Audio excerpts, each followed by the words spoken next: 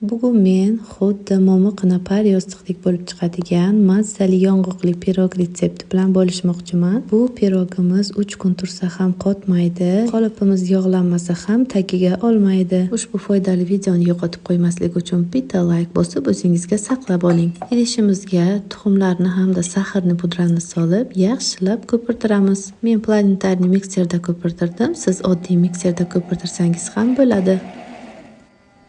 Ko'pirib olgan massamiz ustiga xona haroratida turgan saryog'imizni solib, yana bir marta aralashtiramiz. Iliq sutga chayin sodani solib aralashtirib, ustidan unni solib odnorodni massa holiga keltiramiz. Yosh qizlarimiz menga ko'p murojaat qilishadi. Negadir pirogimni ichi siznikidek g'ovak bo'lmaydi deb aytishadi.